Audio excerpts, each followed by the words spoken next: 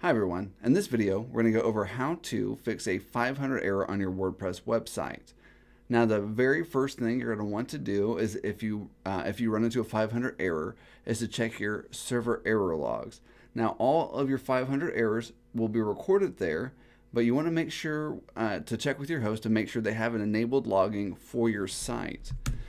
Alright, so as you can see I already have the my FTP client open to my server, and then I just found my log directories and I opened up my SSL error log, and we can see right here we have a PHP fatal error right here in our text editor.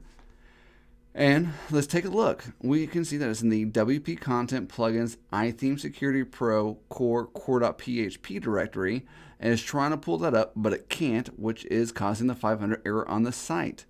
Now, what I went ahead and did to simulate a 500 error on for this video was, I don't know if you've ever run into this before, but in the middle of an update, there was a server timeout which caused the plugin to become corrupted.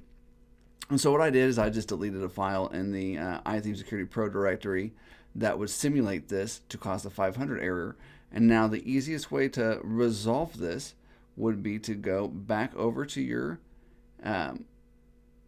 the FTP client, and we're going to want to go and while we try to figure all this out, we're going to want to rename the iTheme Security Pro directory, and this is what we call manually disabling the plugin. So to manually disable a plugin from your FTP, I just add a .bak at the end of it.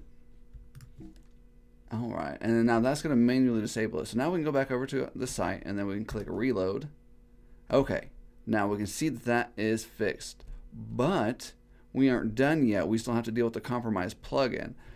And as you can see right here, I downloaded a fresh copy of iTheme Security Pro, and I went ahead and unzipped it. So I am going to pull up my WP content directory over here, and then I need to go to my downloads.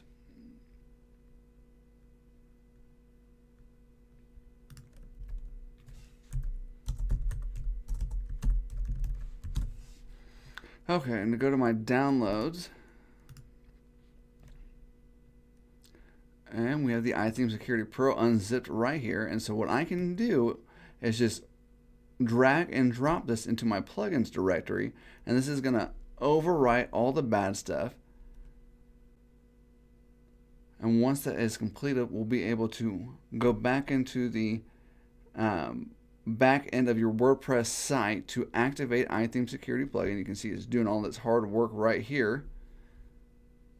And the great thing about this is once it is concluded, since the settings are saved in the database, all that will be able to be easily restored, because right now we're just focused on the server files, which none of the settings are going to be saved there.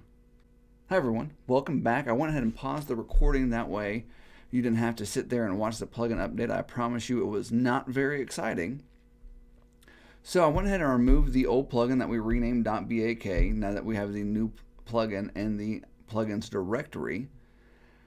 And so let's go ahead and go back over to the site's plugin page, and we can see that iTheme Security Pro is activated and we don't have any 500 errors on the site, which means we fixed the 500 error.